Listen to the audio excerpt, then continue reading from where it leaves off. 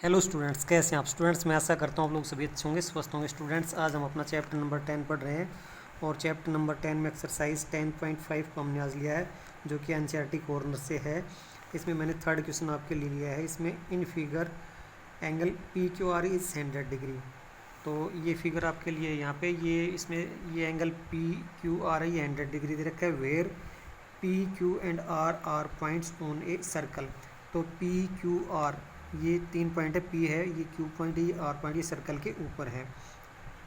और एक ऐसा सर्कल है ये जिसका सेंटर क्या है, ओ है, यानी ओ सेंटर वाले सर्कल के ऊपर ये पॉइंट पी है, पॉइंट क्यू है और ये पॉइंट आर दे रखे हैं। ठीक है। Find angle O P R. तो एंगल ओ पी आर ये वाला एंगल आपको बताना है। तो ये एंगल है, इसको मैं यहाँ पे 1 नंबर डाल देता हूँ और यहाँ पर जो ये एंगल इसको मैं 2 नंबर डाल देता हूँ और यहाँ पर जो है एंगल ये मैंने 3 डाल दिया है। एंगल 1 डाला, 2 डाला और ये 3 डाल दिया। ठीक है। उसके बाद यहाँ पर ये एंगल यहाँ से लेकर के और यहाँ तक ये एंगल और है। ठीक है। इसका अभी नाम नहीं डालता हूँ मैं, वैसे नाम डाल देते हैं तो भी कोई बात नहीं, नहीं डालते हैं तो भी चलो चल जाएगा। तो मैं क्या करता हूँ, इसमें यहाँ पे आंसर यहाँ से स्टार्ट हो जाएगा, यहाँ से आपका। तो आंसर में मैं क्या लिखता हूँ, reflex angle P O R. Reflex angle कौन सा है, पी ओ आर।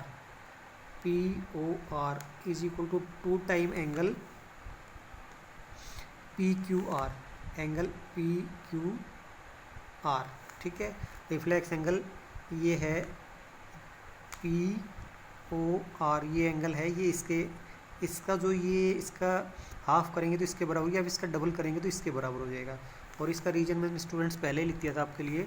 तो इसमें रीजन क्या रहेगा, angle subtended by an arc at the centre is double the angle subtended by it at any point on remaining part of the circle. तो कहने का मतलब ये है कि आपने ये वाली आर्क ली है, ये यहाँ से लेकर के ये वाली आर्क ली है, यहाँ से थोड़ा सा ऊपर करके दिखाता हूँ इसको, ये आर्क ली है। तो ये आर्क है, सेंटर के ऊपर ये एंगल बना रही है। ठीक है। तो ये एंगल है, ये किस एंगल का डबल होगा, इस आर्क को छोड़ करके रिमेनिंग पार्ट के ऊपर यहाँ पे ये एंगल बना हुआ है। तो ये एंगल है, ये इस एंगल का डबल होगा। ठीक है। तो मैंने ये लिख दिया यहाँ से। तो अभी क्या, एंगल पी ओ आर, तो इसका मतलब क्या हो गया, reflex angle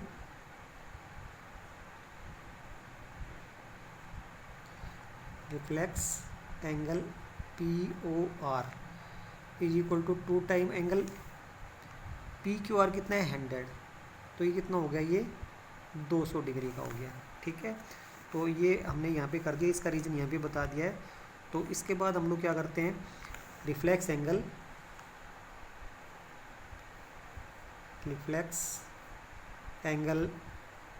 P O R plus angle 3 is equal to 360। ये कंप्लीट एंगल है, ये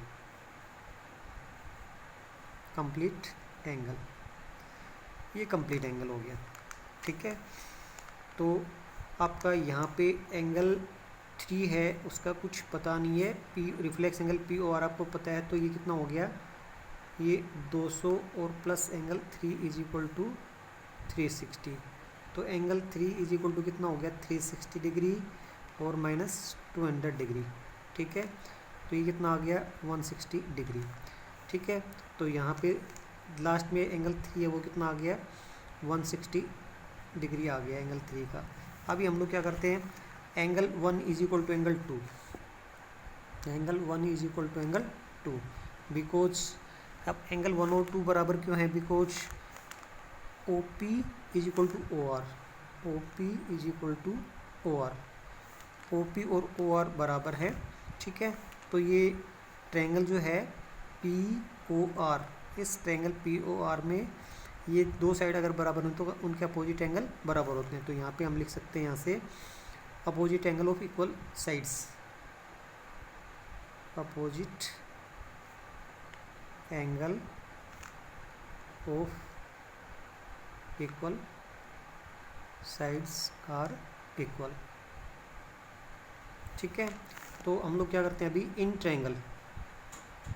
triangle P O R, POR में क्या होगा, ट्रायंगल POR में तो ये हो गया angle 1 plus angle 2 plus angle 3 is equal to 180।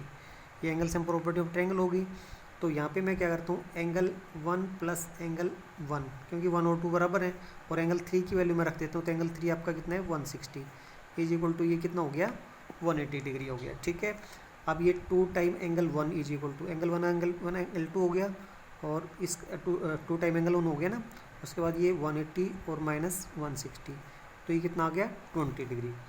तो यहाँ से 2 time angle 1 is equal to 20, तो ये हम 2 से कट कैंसिल करते हैं तो 10, तो this implies angle 1 is equal to 10 degree. और एंगल 1 का दूसरा नाम क्या है, एंगल 1 का दूसरा नाम हमारा एंगल OPR, तो एंगल OPR, ठीक है, OPR ये कितना हो गया आपका 10 डिग्री। तो यहाँ से ये आपका इसका सॉल्यूशन आ जाएगा। तो स्टूडेंट्स क्वेश्चन थोड़े से बड़े हैं, तो आपको इसमें ध्यान रखना है। अब स्टूडेंट्स हम लोग अपना 4th क्वेश्चन देख लेते हैं। तो इसमें छोटा ही सॉल्यूशन बनेगा इसमें। तो ये फिगर आपका दिया हुआ है यहाँ से, तो इसमें ये एंगल यहाँ से 69 डिग्री का दे रखा है, 31 डिग्री का दे रखा है। तो आपको ये एंगल बताना है BDC, ये एंगल बताना है। तो यहाँ पे मैं नंबर डाल देता हूँ, ये 1 डाल देती है मैं, ये 2 डाल दिया मैंने, ठीक है। तो इन ट्रायंगल ABC, तो यहाँ से इसका आंसर स्टार्ट कर देता हूँ। इन ट्रायंगल ABC ट्रायंगल में क्या हो गया, angle A plus angle B plus angle C is equal to 180 degree, ठीक है, by angle sum property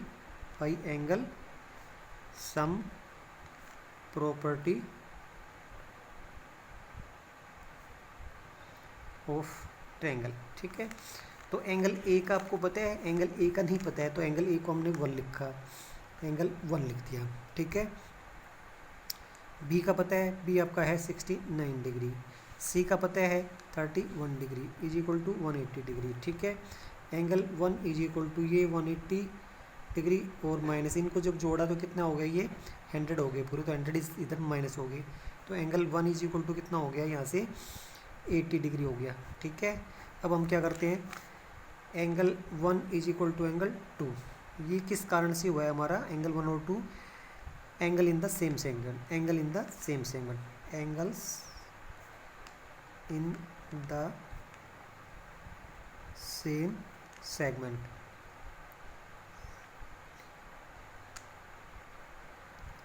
are angle in the same segment are equal. ये सेम सेगमेंट में जो एंगल होते हैं वो इक्वल होते थे, एंगल 1 और 2 आपके बराबर हो गए। तो यहाँ पे मैंने स्टेटमेंट नंबर कुछ नहीं डाला, तो यहाँ पे 1 डाल देता हूँ, ठीक है।